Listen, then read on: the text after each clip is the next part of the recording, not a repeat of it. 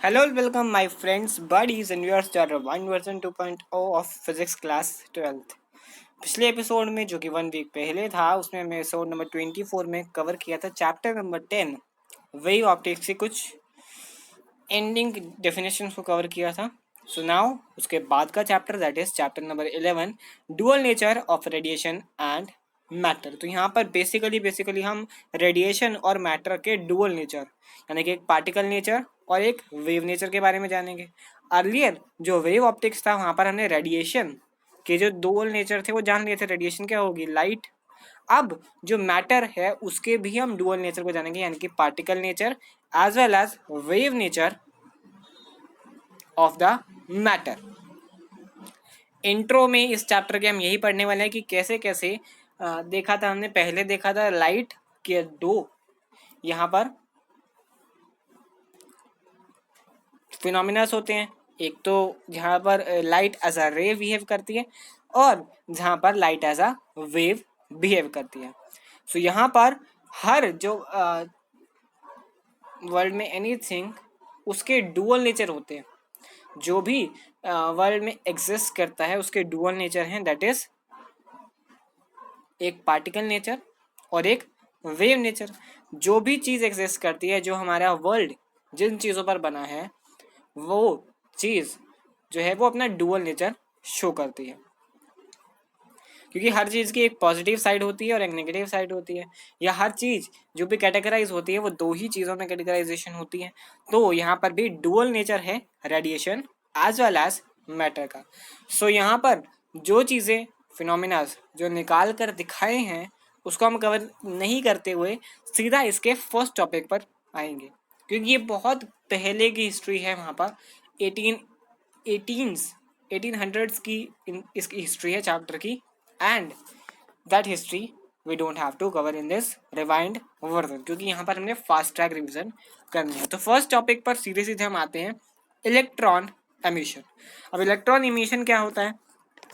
सबको पता है कि इलेक्ट्रॉन अगर एक कंडक्टर है तो उसके अंदर इलेक्ट्रॉन्स होंगे, फ्री इलेक्ट्रॉन्स होंगे, यानी कि वो फ्री टू मूव है, उन पर कोई फोर्स नहीं लग रहा, वो अपनी मर्जी से कहीं भी रैंडम मोशन कर सकते हैं। अगर वैसे तो इलेक्ट्रॉन्स कंडक्टर के अंदर ही होंगे, वो एस्केप करके बाहर तो आ नहीं सकते, बाहर नहीं आ सकते, क्योंकि वो इलेक्ट्रॉन के जो कंडक्टर के अंदर ही इलेक्ट्रॉन मूव कर सकते हैं, उनको बाहर आने की परमिशन नहीं है। अनटिल अगर हम उन्हें इतनी एनर्जी दे दें, उन्हें इतनी एनर्जी प्रोवाइड कर दे कि वो जो अपनी यहाँ पर इलेक्ट्रोस्टैटिक फोर्स लग रही है, क्योंकि यहाँ पर नेगेटिव तो है नहीं, पॉजिटिव और नेगेटिव इक्वल अमाउंट में है।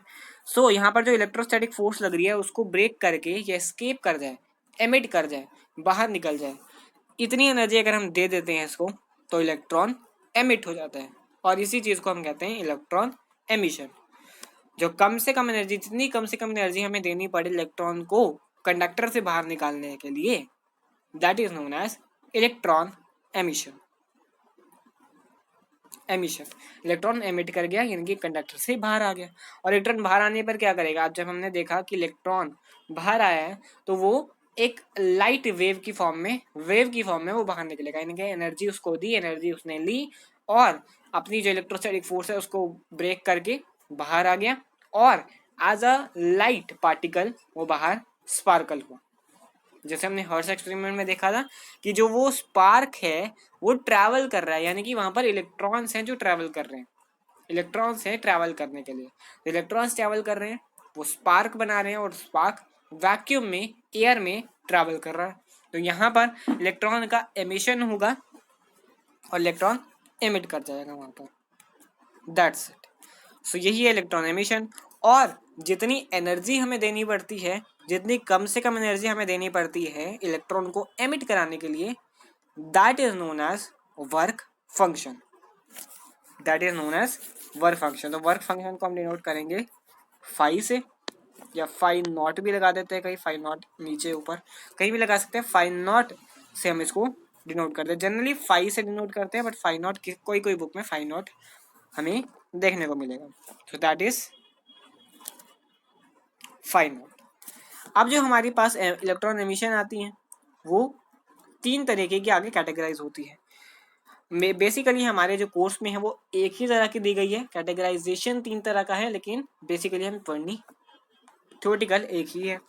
तो नंबर 1 पर हमारी आती है थर्मियोनिक एमिशन, जहां पर हम थर्मल एनर्जी प्रोवाइड करते हैं, यानी कि हीट एनर्जी वहां पर प्रोवाइड करते हैं, जिससे इलेक्ट्रॉन का एमिशन हो जाता है। हीट एनर्जी प्रोवाइड करने से इलेक्ट्रॉन का एमिशन हो जाता है। नंबर 2 टाइप के हमारे पास जो इमिशन है दैट इज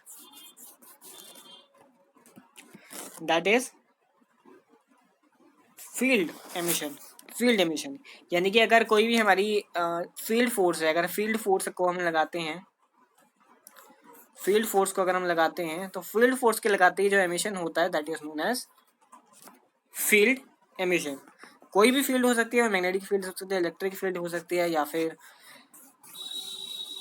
हमारी डेफिनेटली कोई भी फील्ड हो सकती है। बेसिकली इलेक्ट्रिक और मैग्नेटिक फील्ड ही हमारे कोर्स में आती है, बट कोई भी फील्ड एमिशन हो सकता है। तीसरे टाइप का जो एमिशन है जो हमारे कोर्स में है that is photo electric emission. अब फोटो इलेक्ट्रिक एमिशन, अगर इसको हम ब्रेक करके फोटो इलेक्ट्रिक एमिशन ब्रेक करके इसको नाम को समझने की कोशिश करें तो that is photo means light, electric means electron, और एमिशन मीन्स इलेक्ट्रॉन का एमिट होना, यानी कि फोटो लाइट से इलेक्ट्रॉन का एमिशन होना that is photo electric emission, light से एमिशन होना। वन मोर थिंग, जो हमारा वर्क फंक्शन था, ये हमारा वर्क फंक्शन था, इसको हम यूनिट्स दे देते हैं, यूनिट्स इसके हैं इलेक्ट्रॉन वोल्ट, और इलेक्ट्रॉन वोल्ट एक चार्ज के इक्वल होता है, यानी कि एक चार्ज मतलब 1.6 इंटू 10⁻⁻19 कूलाम के इक्वल ये होता है वर्क फंक्शन का 1 इलेक्ट्रोवोल्ट, जो यूनिट है एनर्जी का। वर्क फंक्शन एनर्जी है, तो वो फिनोमिना या वो यूनिट जो हमारे पास वर्क फंक्शन का होता है। बात आगे फोटो इलेक्ट्रिक इफेक्ट पर चल रही थी। फोटो इलेक्ट्रिक इफेक्ट एमिशन, जहां से हमारा इलेक्ट्रॉन का एमिट होता है बाय आर रेडिएशन। तो इसको हम जो डायग्राम है इसका उससे समझ लेते हैं। अब ये डायग्राम हमें क्या बताता है, तो इसका डायग्राम है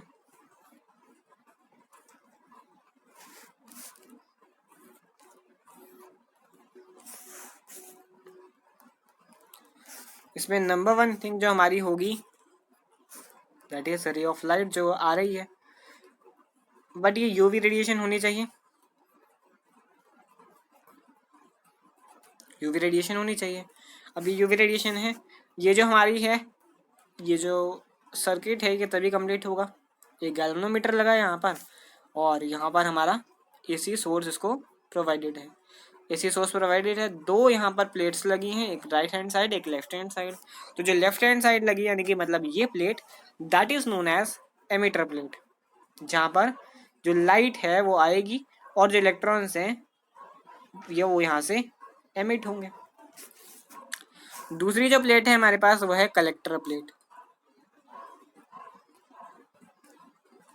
दूसरी जो हमारे पास है वो है ये जो प्लेट है वो है कलेक्टर प्लेट, यानी कि यहाँ से इलेक्ट्रॉन्स जो यहाँ से एमिट होंगे वो ये प्लेट कलेक्ट करेगी। अब जब रे ऑफ लाइट यहाँ से फॉल करेगी देन इलेक्ट्रॉन्स जो है एमिट होंगे और वो इधर के रास्ते तरफ मूव करना शुरू करेंगे, क्योंकि यहाँ पर अब बेसिकली हम जो मान रहे हैं वो ये प्लेट जो है पॉजिटिव करेक्टर अपना लेगी और ये नेगेटिव हो जाएगी। तो जो इलेक्ट्रॉन्स है वो पॉजिटिव प्लेट की तरफ जाएंगे, पॉजिटिव प्लेट की तरफ अट्रैक्ट होंगे, और जब ये पॉजिटिव प्लेट की तरफ जा रहे हैं यानी कि इलेक्ट्रॉन्स मूव कर रहे हैं, और इलेक्ट्रॉन्स के मूव करने से हमें क्या मिलता है, चार्ज, तो दैट इज करंट मिलता है, और उस करंट को हम कहेंगे जो फोटो इलेक्ट्रिक इफेक्ट में मिल रहा है that is photo electric current, photo electric current. एक और बात जानने की है, जो फोटो इलेक्ट्रिक करंट है वो कुछ टाइम के बाद कांस्टेंट हो जाएगा, कांस्टेंट हो जाएगा। अब ये कांस्टेंट क्यों होगा, क्योंकि एक सर्टेन मेटल के लिए जो नंबर ऑफ इलेक्ट्रॉन्स हैं जो कलेक्टर प्लेट से जाएंगे, जो एमिटर प्लेट से जाएंगे, वो एक सिंगल इंडिविजुअल मेटल के लिए कांस्टेंट रहेंगे, और उन कांस्टेंट के बाद कांस्टेंट रहेंगे, इसी वजह से कुछ समय के बाद जो इलेक्ट्रॉन्स हैं या जो करंट है वो कांस्टेंट हो जाएगा। इलेक्ट्रॉन्स कांस्टेंट तो करंट कुछ समय के बाद कांस्टेंट। अगर हम मेटल प्लेट्स को चेंज करते जा रहे हैं देन जो करंट है उसका टाइम भी इंक्रीज होता जाएगा, लेकिन होना वो उसमें भी कांस्टेंट ही है, बाद में वो कांस्टेंट हो जाएगा, ये नहीं कि करंट फ्लो करता जाएगा, करंट कांस्टेंट हो जाएगा। ये गैल्वेनोमीटर इसलिए लगाया ताकि करंट की डिटेक्शन हो पाए। अब हम क्या चाहते हैं कि ये जो करंट है ये ना फ्लो हो, या जो करंट है ये ना बने। तो हमें क्या करना पड़ेगा, जो ये टर्मिनल्स हैं इसके, जो पॉजिटिव नेगेटिव टर्मिनल्स हैं उसको अगर हम एक्सचेंज करते हैं, यानी कि यहाँ जो नेगेटिव यहाँ जो पॉजिटिव, इसको अगर हम एक्सचेंज करके यहाँ पर पॉजिटिव ले आए और यहाँ पर नेगेटिव, तो अब ये वाली जो प्लेट है ये जो राइट हैंड साइड में प्लेट है वो नेगेटिव एक्वायर कर लेगी। नेगेटिव एक्वायर करने के साथ जो इलेक्ट्रॉन्स है वो जो इधर मूव कर रहे थे, अब वहाँ पर फोर्स ऑफ रिपल्शन शुरू हो जाएगा। फोर्स ऑफ रिपल्शन के साथ जो इलेक्ट्रॉन्स हैं, मैक्सिमम नंबर ऑफ इलेक्ट्रॉन्स नहीं जा पाएंगे, बट कुछ इलेक्ट्रॉन्स होंगे जो कि इस फोर्स को क्रॉस करके आगे चले जाएंगे और गैल्वेनोमीटर में कुछ डिफ्लेक्शन शो करेंगे। अगर ये हमें नहीं चाहिए कि कोई भी इलेक्ट्रॉन ना जाए, तो हम क्या करेंगे, जो एसी सोर्स है, ये एसी सोर्स हमारे पास है, इसकी हम वोल्टेज को इंक्रीज कर देंगे। वोल्टेज को इंक्रीज करेंगे यानी कि यहाँ पर नंबर ऑफ जो चार्ज पार्टिकल्स हैं, इलेक्ट्रॉन्स हैं, वो इंक्रीज हो जाएंगे और अब किसी भी इलेक्ट्रॉन को पास करने नहीं देंगे। इलेक्ट्रॉन नहीं पास हुआ तो करंट नहीं बनेगा, और करंट नहीं बनेगा तो हमारे पास जो ये पोटेंशियल है जिस पर करंट बिल्कुल नहीं बना, that is known as stopping potential. That is known as stopping potential. Stopping potential, stopping potential या कट ऑफ पोटेंशियल, जो भी हम इसको कहें, लेकिन ये जो पोटेंशियल है वो करंट को स्टॉप कर देगी सर्किट में पास होने से। तो जो ये है कट ऑफ पोटेंशियल या जो काइनेटिक एनर्जी है उसका एक फॉर्मूला है, जो मैक्स कब होगी, मैक्स तब होगी जब ई वी नॉट के इक्वल होगा, ई वी नॉट होगा, एंड जो वी नॉट है हमारे पास वो is equal to half of M V square, जो मैक्स है, अपॉन में इलेक्ट्रॉन वाला चार्ज, और जो मास है, वेलोसिटी है और इलेक्ट्रॉन है वो कांस्टेंट वैल्यूज रहेंगी। So that is kinetic energy का मैक्स, ये जो कट ऑफ पोटेंशियल मैक्स कहाँ आएगा वो हम इस फॉर्मूले से डेफिनेटली निकाल सकते हैं। ठीक है, तो जो वर्क फंक्शन हमारे पास हो गया, इलेक्ट्रॉन वोल्ट हो गया, फोटो इलेक्ट्रिक मशीन हो गया, कट ऑफ पोटेंशियल हो गया। देन अगला टॉपिक हमारे पास आता है, अब अगर चेंज करते हैं इंटेंसिटी और फ्रीक्वेंसी में तो क्या चेंज आएगा, तो फोटो इलेक्ट्रिक करंट पर क्या चेंज आएगा। अब उसके दो ग्राफ्स हैं हमारे पास, एक ग्राफ तो हमारा ऐसे है जहाँ पर फोटो इलेक्ट्रिक करंट यहाँ पर है, फोटो इलेक्ट्रिक करंट यहाँ पर है, और जो हमारा स्टॉपिंग पोटेंशियल है वो एक्स एक्सिस पर है, स्टॉपिंग पोटेंशियल, स्टॉपिंग वी हम लिख सकते हैं। तो ये ग्राफ कुछ इस तरीके से बनेगा हमारे पास। अब पहले हम जनरली मान रहे स्टॉपिंग पोटेंशियल हमारा माइनस में था, माइनस में था,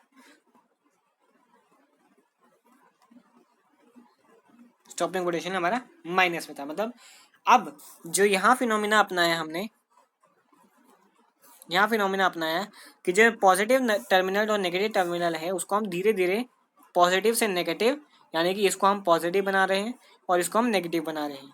तो अगर धीरे धीरे काम हो रहा है, यानी कि धीरे धीरे वो पॉजिटिव वो नेगेटिव कम होते जा रहे हैं, तो धीरे धीरे जो इलेक्ट्रॉन हैं वो इधर फ्लो करना स्टार्ट करेंगे, तो धीरे धीरे करंट बढ़ेगा और करंट बढ़ते बढ़ते पॉजिटिव पर कांस्टेंट वैल्यू पर आ जाएगा। ठीक है, अब यहाँ पर इंटेंसिटी और फ्रीक्वेंसी का क्या फ़र्क है, इंटेंसिटी वर्सेस फ्रीक्वेंसी। इंटेंसिटी अगर हम लाइट की बढ़ाते हैं, यानी कि एक लाइट पर्टिकुलर लाइट अगर हमने रखी है कि हमारी जो रेड कलर की लाइट है,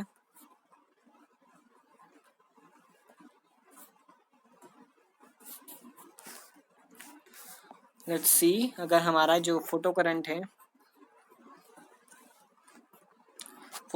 है वर्सेस अगर इंटेंसिटी का ग्राफ, मतलब इंटेंसिटी चेंज कर रहे हैं तो स्टॉपिंग पोटेंशियल यहाँ पर वही है स्टॉपिंग पोटेंशियल। तो अगर हम इंटेंसिटी को चेंज कर रहे हैं यानी कि लाइट का कलर नहीं चेंज कर रहे हैं, कलर चेंज करने से क्या होता है, फ्रीक्वेंसी चेंज होती है, और फ्रीक्वेंसी से वेवलेंथ चेंज होती है, ठीक है, और वेवलेंथ से एनर्जी चेंज होती है, ठीक है। तो ये रिलेशन है हमारा। तो अगर हम फ्रीक्वेंसी नहीं चेंज कर रहे, सिर्फ इंटेंसिटी चेंज कर रहे हैं, पहली बात फ्रीक्वेंसी नहीं सिर्फ इंटेंसिटी चेंज कर रहे हैं, तो इंटेंसिटी से क्या होगा, जो हमारा ऐसा ग्राफ है यहाँ पर, स्टॉपिंग पोटेंशियल इसका वही रहेगा क्योंकि कलर नहीं चेंज कर रहे, एनर्जी नहीं चेंज कर रहे, बट इंटेंसिटी की वजह से इसकी जो फोटो इलेक्ट्रिक करंट है वो इंटेंसिटी I1, I2 और I3 हो जाएगी, जहाँ पर I3 सबसे ज़्यादा इंटेंसिटी है, I2 कम है और I1 कम है। इंटेंसिटी को हम डायरेक्टली ऐसे समझ सकते हैं, एक 5 वाट का बल्ब है, एक 20 वाट का बल्ब है और एक 100 वाट का बल्ब है, तो दैट इज इंटेंसिटी। जितनी ज़्यादा intensity, colour wise colour same है, इंटेंसिटी बढ़ती जा रही है, तो स्टॉपिंग पोटेंशियल कांस्टेंट रहने वाला है, फोटो इलेक्ट्रिक करंट आकर कांस्टेंट हो ही जाना है उसने। अब आता थी फ्रीक्वेंसी की, फ्रीक्वेंसी कैसे चेंज करेंगे, अगर हम लाइट का कलर चेंज कर दें, लाइट का कलर चेंज होने के साथ जो फोटो इलेक्ट्रिक करंट है और जो स्टॉपिंग पोटेंशियल है उसमें क्या रिलेशन बनेगा, अगर हम कलर चेंज कर रहे हैं, कलर से फ्रीक्वेंसी चेंज होती है, फ्रीक्वेंसी से वेवलेंथ और वेवलेंथ से एनर्जी, एनर्जी जो इलेक्ट्रॉन के पास एनर्जी है, इलेक्ट्रॉन के पास अगर ज़्यादा एनर्जी होगी तो वो स्टॉपिंग पोटेंशियल को पार कर जाएगा, ठीक है। अगर एक कलर की लाइट ऐसा ग्राफ शो कर रही है तो जो दूसरे कलर की लाइट होगी वो स्टॉपिंग पोटेंशियल इसका बढ़ जाएगा और ग्राफ ऐसा बनेगा। अगर लाइट तीसरे कलर की है तो स्टॉपिंग पोटेंशियल कुछ ऐसा बनेगा, यानी कि स्टॉपिंग पोटेंशियल बढ़ता जाएगा, करंट की वैल्यू अब सेम रहेगी, यहाँ पर करंट वहीं आगे कांस्टेंट होना है, बट स्टॉपिंग पोटेंशियल है उसकी वैल्यूज बढ़ती जाएंगी अगर हम लाइट का कलर चेंज करते हैं। There it is. इसके बाद हमारे पास आते हैं laws of photo electric emission, laws, क्योंकि इसके बाद लॉस ही हमें पढ़ने हैं। 4 बेसिकली लॉस हैं हमारे पास, दैट इज जो फोटो इलेक्ट्रिक करंट है वो डायरेक्टली प्रोपोर्शनल होगा इंटेंसिटी के, ये बात सही है, इंटेंसिटी के डायरेक्टली प्रोपोर्शनल है कि अगर इंटेंसिटी बढ़ रही है तो करंट बढ़ेगा, यहाँ पर करंट कांस्टेंट है, एक ही जगह पर तीनों का करंट एक ही जगह पर आ रहा है, ठीक है, प्रोपोर्शनल होगा इंटेंसिटी ऑफ लाइट के, जब तक सैचुरेशन वैल्यू एक गिवन फोटो इलेक्ट्रिक एमिशन के लिए और एक सुटेबल फ्रीक्वेंसी पर ना हो जाए। दूसरा लॉ है no photoelectric emission is possible for incident radiation having frequency less than threshold frequency, photoelectric emission possible नहीं होगा अगर जो फ्रीक्वेंसी है जो लाइट की, ये जो रेडिएशन है, इंसिडेंट रेडिएशन है, उसकी फ्रीक्वेंसी थ्रेशोल्ड फ्रीक्वेंसी से कम है। थ्रेशोल्ड फ्रीक्वेंसी होती है हमारी V0, V0 ही ऐसी फ्रीक्वेंसी है, ऐसी मिनिमम फ्रीक्वेंसी है जहाँ पर वो जो कलेक्ट एमिटर प्लेट है उसमें से ये इतनी, मतलब ये स्टार्टिंग है, अगर इससे जो V0 है थ्रेशोल्ड फ्रीक्वेंसी से ऊपर की फ्रीक्वेंसी की अगर हम वेवलेंथ की फ्रीक्वेंसी की रेडिएशन को अगर हम उसमें इंसिडेंट कराते हैं तो वो एमिट करेगी इलेक्ट्रॉन, V0 से कम कराते हैं तो वो एमिट नहीं करेगी, यानी कि ये बेस लाइन है, इतनी तो कम से कम फ्रीक्वेंसी होनी चाहिए इलेक्ट्रॉन को एमिट कराने के लिए। तो जो कट ऑफ पोटेंशियल है वो भी डायरेक्टली प्रोपोर्शनल होगा फ्रीक्वेंसी के, ये हमने देख ही लिया क्योंकि यहाँ पर जो स्टॉपिंग पोटेंशियल है वो इंक्रीज करता जा रहा है अगर हम फ्रीक्वेंसी को इंक्रीज कर रहे हैं, ठीक है। फोर्थ जो लॉ है that is there is no time delay between incidence of light and photoelectric emission, यानी कि जैसे ही लाइट इंसिडेंस होगी, जैसे ही लाइट उस एमिटर प्लेट पर पड़ेगी वैसे ही एक सिंगल इंस्टेंस में इलेक्ट्रॉन का एमिशन स्टार्ट हो जाएगा, यानी कि इलेक्ट्रॉन कुछ भी देरी नहीं लगाएंगे एमिशन में। अब जो टाइम है वो 10⁻⁹ सेकेंड से भी कम का होगा, यानी कि देख लीजिए कितने मिनिमम सेकेंड्स में, इतनी जल्दी इंस्टेंस में स्टार्ट होगा कि ये आई ब्लिंक से भी फास्ट है, मतलब कुछ भी एकदम इंसिडेंस होगी और एकदम इलेक्ट्रॉन का एमिशन शुरू हो जाएगा। सो ये हमारा लॉस हो गए। इसके बाद हमारे पास आती है Einstein equation of photo electric effect, उसके बाद फोटोन्स आएंगे, then wave nature of matter. उसके बाद हमारी डी ब्लॉक दी मैटर भी है, तो वो हमारे पास कवर करने वाले हैं। So let us look out on that. So आते हैं Einstein equation of photo electric current. अब आइंस्टाइन की equation of photo electric current है कि आइंस्टाइन ने अपने थ्योरी में कैसे समझा होगा फोटो इलेक्ट्रिक इफेक्ट को। तो आइंस्टाइन ने उन्होंने एक नई थ्योरी प्रपोज की जो बेस्ड है प्लैंक्स की क्वांटम थ्योरी पर।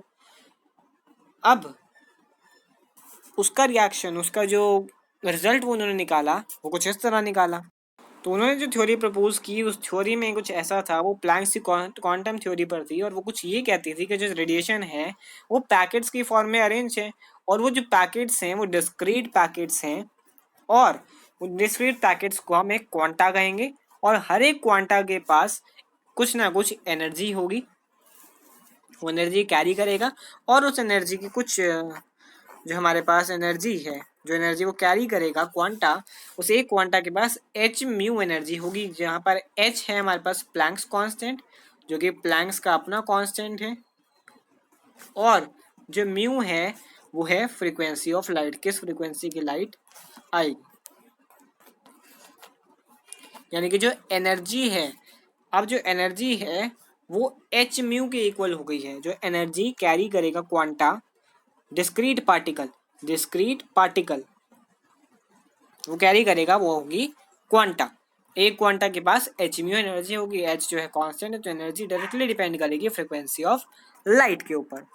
सो जो हमारे पास ई और एच म्यू का रिलेशन है, एनर्जी और एच म्यू का जो रिलेशन है, जो एच म्यू है हमारे पास, ये एच म्यू ही कहेंगे, एच म्यू जो हमारे पास है वो हमारे पास जो है एनर्जी इलेक्ट्रॉन को सरफेस से बाहर निकालने की है, सरफेस तक लाने की एनर्जी को हम वर्क फंक्शन कहते हैं। और अगर मैक्सिमम काइनेटिक एनर्जी चाहिए तो मैक्सिमम काइनेटिक एनर्जी के लिए हमें जो माइनस करना है वो एच म्यू में से फाई को माइनस करना है। तो जो हमारे पास मैक्सिमम काइनेटिक एनर्जी के ई मैक्स जब आएगी वो इस तरह आएगी, या जो हम एच म्यू लेते हैं, H mu is equal to K E plus phi not, ये हम ले सकते हैं क्योंकि फाई नॉट जो है अब इधर से उठ के उधर आ जाएगा, तो एच म्यू जो बाहर निकालने की एनर्जी है वो maximum kinetic energy plus work function के इक्वल आएगी। सो जो एच म्यू है वो टोटल एनर्जी हमने दी हुई है, जो मिनिमम एनर्जी चाहिए वर्क फंक्शन, जो मिनिमम एनर्जी चाहिए इलेक्ट्रॉन को एमिट करने के लिए वो है वर्क फंक्शन, वो उसने ले ली, वो यहाँ पर यूज कर ली, और जो टोटल में से वर्क फंक्शन माइनस करेंगे वही हमारी मैक्सिमम काइनेटिक एनर्जी बनने वाली है। ये जो टोटल एनर्जी हमने दी, मान लिया ज़्यादा दी है, वर्क फंक्शन पूरी नहीं दी, ज़्यादा दी है, मान लिया ये एनर्जी ज़्यादा है, वर्क फंक्शन कम है, कम चाहिए थी इलेक्ट्रॉन को एमिट करने के लिए, हमने ज़्यादा दे दी, तो जो डिफरेंस दोनों का आएगा उस डिफरेंस को हम कहेंगे मैक्सिमम काइनेटिक एनर्जी। और जो मैक्सिमम काइनेटिक एनर्जी है उसको भी आगे हम फर्दर कैटेगराइज करेंगे।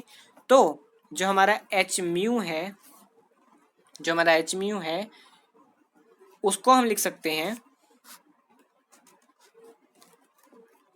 के ई मैक्स प्लस में फाई नॉट, अभी हमने लिखा था यहाँ पर, ठीक है, H mu is equal to K E max, maximum kinetic energy ही होगी वहाँ पर।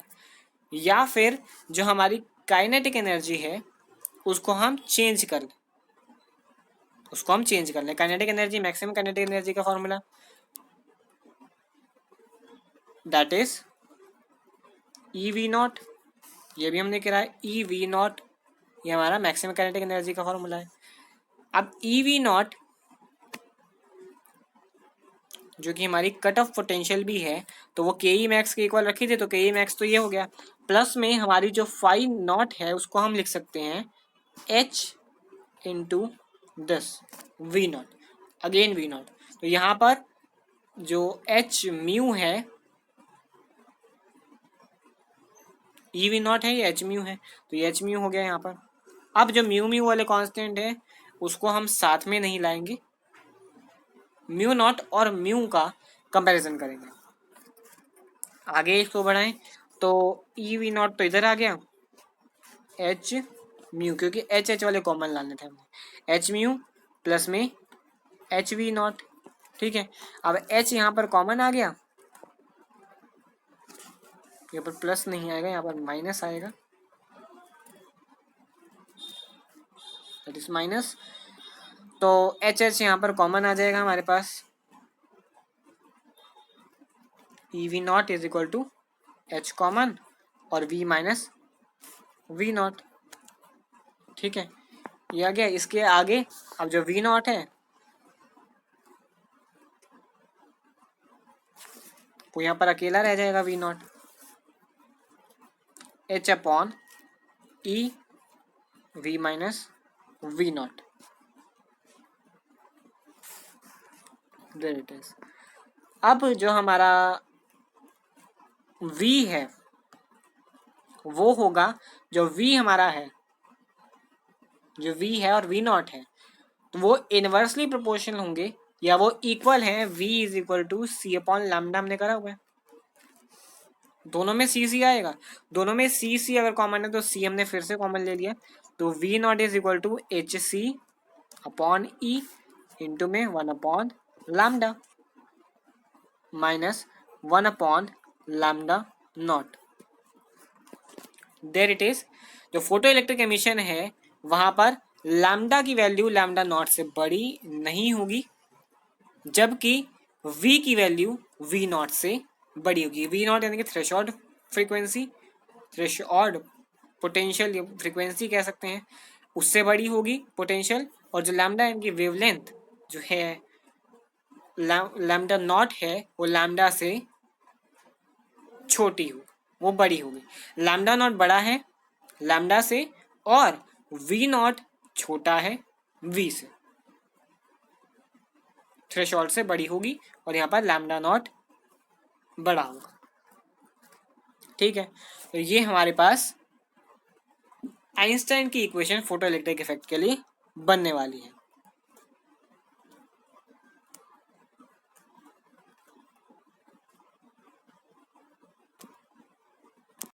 तो उसके बाद वाला जानने वाला टॉपिक हमारे पास जो आता है दैट इज फोटोन्स।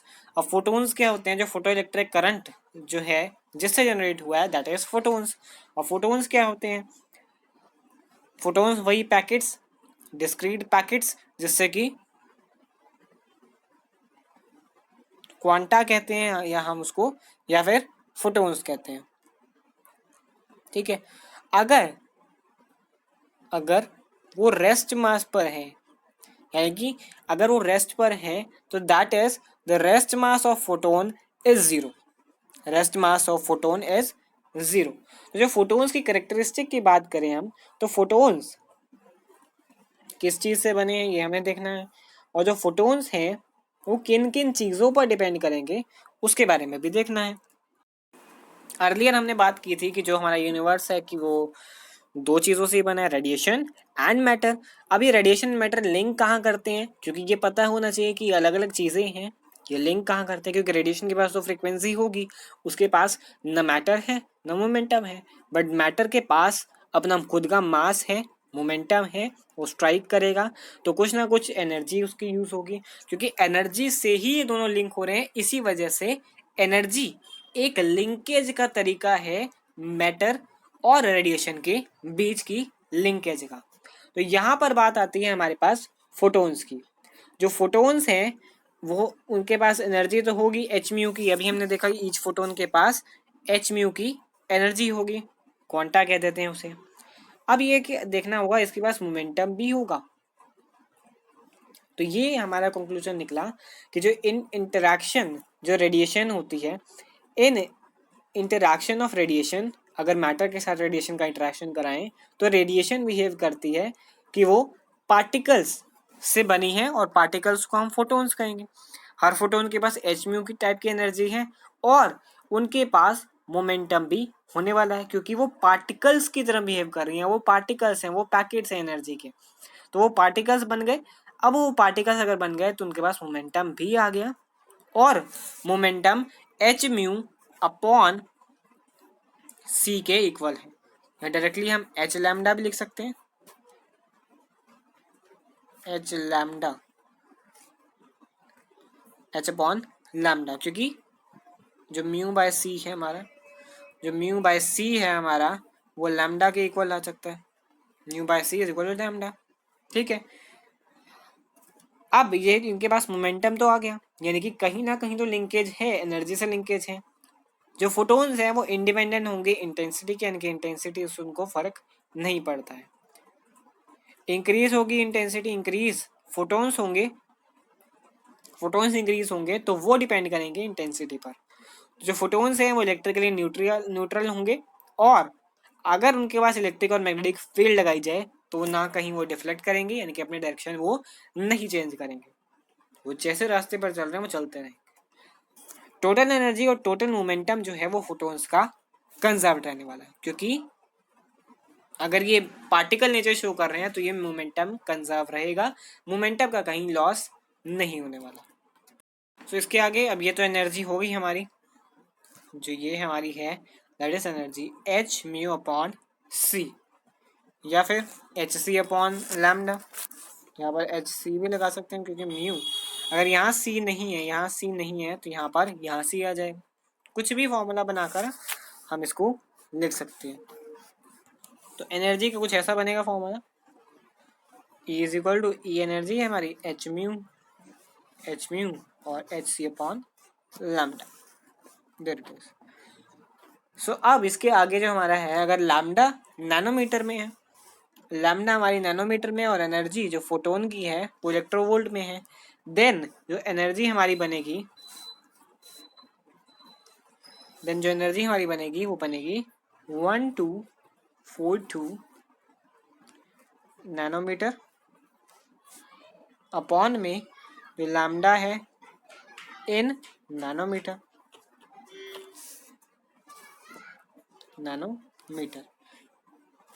ये हमारी एनर्जी बन जाएगी। और अगर हमें मोमेंटम निकालना है फोटोन का, क्योंकि फोटोन के पास मोमेंटम होगा, क्योंकि पार्टिकल नेचर के पास मोमेंटम है, तो P is equal to E upon C, या फिर H अपॉन लैम्डा, क्योंकि E की वैल्यू H म्यू है और C की वैल्यू क्या है यहाँ पर एच सी, ए की वैल्यू और सी की वैल्यू एच म्यू है, एच सी नहीं है, यहाँ पर लैम्डा म्यू, तो म्यू से म्यू कैंसल, तो H upon lambda E upon C की वैल्यू आ जाएगी। तो इससे मोमेंटम निकलेगा, प्लैंक कांस्टेंट हमारा ऊपर है, तो इनवर्सली प्रोपोर्शनल है मोमेंटम वेवलेंथ, क्योंकि वेवलेंथ ज़्यादा बढ़ेगी तो मोमेंटम कम होगा, तो वेवलेंथ ज़्यादा होगी। अब जो उसके बाद अगला टॉपिक है, तो लास्ट टॉपिक है इस चैप्टर का, दैट इज जो वेव नेचर। अब हमें पता लगाना है मैटर का, मैटर कैसे वेव नेचर शो करता है। तो इसके लिए हमारे पास एक बहुत महान scientist that is D Broglie या डी ब्रॉगली जिसको कहते हैं हम। तो डी ब्रॉगली ने अपनी वेव की एक इक्वेशन पेश की जिसकी वजह से वेव नेचर पता लगा मैटर का। So now let us look out on that.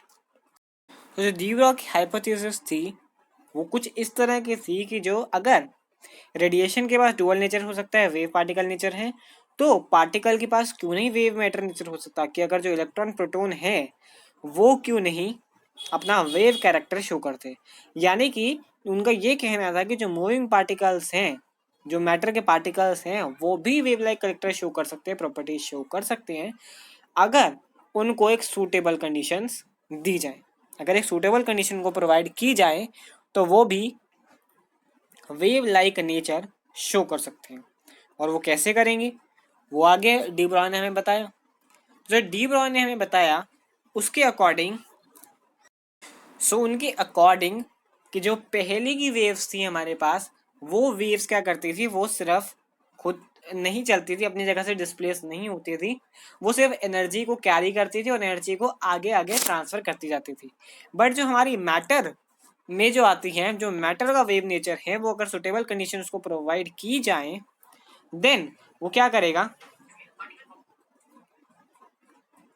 Matter को सुटेबल कंडीशन प्रोवाइड की जाए तो वो पार्टिकल भी मूव करेगा, साथ ही साथ जो वेव है वो भी मूव करेगी, और साथ ही साथ में एनर्जी भी कैरी करके वो चलेगा। यानी कि जो पार्टिकल नेचर है वहां पर ये जैसी वेव्स अगर क्रिएट हो रही हैं तो एनर्जी, यानी कि जो हम पेबल वाला एग्जांपल लेते थे कि जो वाटर में हमने पेबल थ्रो किया तो ये एनर्जी कैरी करती थी, बट जो ऊपर का ही जो हिस्सा है, ऐसे अगर ऐसे वेव्स जा रही हैं तो वो यहाँ से यहाँ सिर्फ यही डिस्प्लेसमेंट होती थी, इसकी लॉन्गिट्यूडनल डिस्प्लेसमेंट होती थी। जबकि अब जो पार्टिकल नेचर है इसका, पार्टिकल नेचर में हमारे पास जो वेव्स है वो एनर्जी कैरी करेंगी, साथ ही साथ जो पार्टिकल है या जो मैटर है वो भी डिस्प्लेस होगा। इसी वजह से हम उसको मैटर वेव्स का एक नया नाम देने वाले हैं। यानी कि जो इलेक्ट्रॉन है वो मैटर है, अगर वो चल रहा है तो उसके आसपास जो है वो वेव्स क्रिएट हो जाएंगी जिसकी वजह से वो चलेगा, और ये पूरे कलेक्टिव को कहेंगे हम मैटर वेव्स। सो ये जो मैटर वेव्स साथ चलेंगी, वो मैटर वेव्स जो इलेक्ट्रॉन की डायरेक्शन को, अब इनकी ड्राइवर वो हैं तो इलेक्ट्रॉन उसके सीट पर सिर्फ बैठा हुआ है, जो मैटर वेव्स हैं उसकी डायरेक्शन को कंट्रोल करने वाली है। अब जो डी ब्रॉगली की मैटर वेव है उसका एक एविडेंस है ये, यानी कि मैटर में भी उन्होंने वेव नेचर ढूंढ लिया, तो ये that is give the evidence of de Broglie matter. अब जो उसकी वेव इक्वेशन थी, क्योंकि अब यहाँ पर मैटर है तो मैटर का तो मोमेंटम होगा या वेवलेंथ डायरेक्टली, क्योंकि अब वेवलेंथ भी आ चुकी है, तो wavelength is equal to H upon P, और यहाँ पर पी क्या है, पी है M V, mass into velocity, जो mass and velocity of moving particle, जितनी पार्टिकल्स ने मूव कर रहे हैं, पी मोमेंटम का है क्योंकि वो पार्टिकल नेचर में भी है तो मोमेंटम तो उसका होगा, और जो एम और वी है वो मास और वेलोसिटी है जो वो पार्टिकल मूव कर रहा है, और लैम्डा जो वेवलेंथ है जिस एसोसिएटेड लाइट से वो एसोसिएटेड विद द लाइट, जो वेवलेंथ है वो लाइट के साथ एसोसिएटेड है। ठीक है, अब जो हमारे पास चीज आती है करने वाली, that is the main basic thing, जब एक्सेलरेटेड चार्ज होगा एक इलेक्ट्रॉन तो जो डी ब्रॉगली वेवलेंथ है वो कैसे उसके साथ एसोसिएट करेगी। तो उसके बाद हमारे पास ये क्वांटिटेटिव एनालिसिस, जहां पर अगर एक इलेक्ट्रॉन अगर मूव कर रहा है तो उसको हमने मान लिया कि वो मैटर वेव के साथ मूव कर रहा है, तो अगर वो मैटर वेव के साथ मूव कर रहा है तो then that is kinetic energy is equal to half M V square, half M V square के साथ उसकी काइनेटिक एनर्जी होगी। अब जो काइनेटिक एनर्जी है उसको फॉर्मूला को थोड़ा सा मॉडिफाई करेंगे, M square V square upon M. ठीक है, M square V square upon M से एम अगर कैंसिल हो जाएगा तो अगेन वही बन जाएगा। तो यहाँ पर जो half M square V square upon M है, तो एम स्क्वायर वी स्क्वायर तो अगर हम देखें तो वो पी एम वी अगर है तो एम स्क्वायर वी स्क्वायर, तो ये पी स्क्वायर के इक्वल आ गया अपॉन एम। ठीक है, जो काइनेटिक एनर्जी के इक्वल, काइनेटिक एनर्जी के इक्वल है। तो हमारा जो पी स्क्वायर है अगर उसकी टर्म्स में हम सारे फॉर्मूले को लेकर आए then it gives 2m k under the root that is p,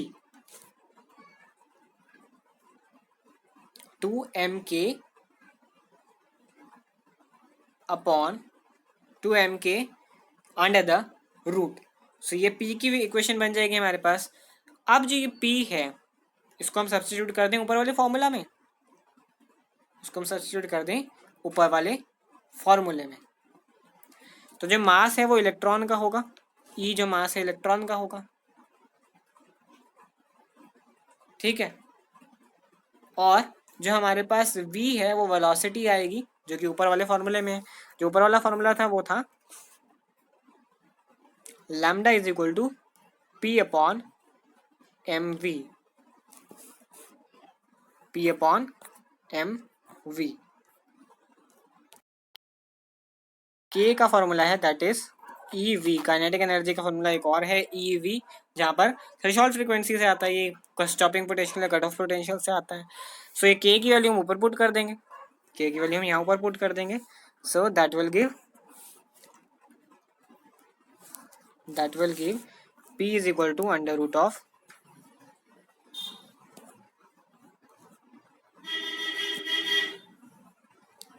of 2 m mass of electron, और यहाँ जो था वो EV आ गया क्योंकि EV साथ में था, तो EV साथ में आ गया। ये मास ऑफ इलेक्ट्रॉन है, ये हमारे पास मास ऑफ इलेक्ट्रॉन है, और ये हमारे पास E इलेक्ट्रॉन वाला चार्ज है, और V नॉट स्टॉपिंग पोटेंशियल या कट ऑफ पोटेंशियल है। ठीक है, तो हमारे पास ये ऊपर वाली इक्वेशन में पुट कर देंगे। ऊपर वाली इक्वेशन हमारे पास क्या है, that is lambda is equal to H upon P। तो H तो सेम, और ये यहाँ पर under root of EV m E, EV m E, E electron वाला चार्ज, V वेलोसिटी, और m E mass of electron. सारी वैल्यूज को सब्स्टिट्यूट करेंगे क्योंकि मास प्लैंक्स कांस्टेंट में पता है, इलेक्ट्रॉन की वैल्यू पता है, वेलोसिटी कट ऑफ पोटेंशियल नहीं पता बस हमें, बाकी मास ऑफ इलेक्ट्रॉन भी पता है, सब कुछ पता है। तो इलेक्ट्रॉन सारी जो वैल्यूज है हम पुट कर देंगे, and that formula is known as lambda is equal to 12.27 upon में under root V angstrom units. अगर इसको हम नैनोमीटर में चेंज करना चाहें तो 1.227 अपॉन में वही under root V nanometer. So there it is, the full chapter concluded in just one short video. I hope आपको सबको समझ में आ चुका होगा। चैप्टर 1 शॉट में कवर बहुत अच्छे तरीके से हुआ है, और सारे फॉर्मूलाज को अगर हम याद करके करेंगे तो डेफिनेटली स्कोर करेंगे अच्छा एग्जाम में। So that's all for the episode. I hope you all will understand the topics covered in this video. Until then, we meet in the next video. Thank you so much.